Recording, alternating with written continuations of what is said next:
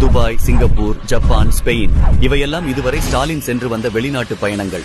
முதல்வர் ஸ்டாலின் 6 மாதத்துக்கு ஒரு முறை வெளிநாடுகளுக்கு செல்வது வெளிநாட்டு முதலீடுகளை ஈர்க்கவே என்ற காரணம் கூறுகிறது திமுக அரசும் அதன் கட்சியினரும். அந்த வரிசையில் இப்போது மீண்டும் 17 நாள் பயணமாக அமெரிக்கா செல்கிறார். அப்படி இதுவரை அவர் ஈர்த்து வந்த முதலீடுகள் என்பது யாருக்கும் தெரியாத ரகசியமாகவே இருந்து வருகிறது. துபாய் பயணத்தின் போது 6500 கோடி ரூபாய்க்கு முதலீடுகள் ஒப்பந்தம் போடப்பட்டதாக அறிவித்தார் முதல்வர் ஸ்டாலின். ஆனால் அது காகித வடிவிலேயே நின்றுவிட்டது. அதேபோல் தமிழகத்திலேயே கிளை இருக்கும் ஹெப்பகிலாய்டு, ரோக்கா போன்ற கம்பெனிகளுடன் தொழில் முதலீடு செய்ய ஸ்பெயின் வரை சென்றது என பல வியக்க வைக்கும் நகைச்சுவைகளை செய்தார் ஸ்டாலின். உண்மை என்னவெனில், ஒரு மாநிலத்தில் சட்டம் ஒழுங்கும் உட்கட்டமைப்பும் சரியாக இருந்தால் முதலீடுகள் ஒரு மாநிலத்தை நோக்கி தானாகவே வரும். ஆனால் தமிழகத்தில் தினம் ஒரு கொலை, கொள்ளை என சட்டம் ஒழுங்கு என்பதே இல்லை என்ற அளவிற்கு இருக்கும் நிலையில், அதோடு மின் கட்டண உயர்வு, தொழிற்சாலை அமைக்க லஞ்சம் என ஒரு தொழில் தொடங்க உண்டான எந்த தகுதியும் இல்லாமல் இருக்கிறது என்பதே உண்மை.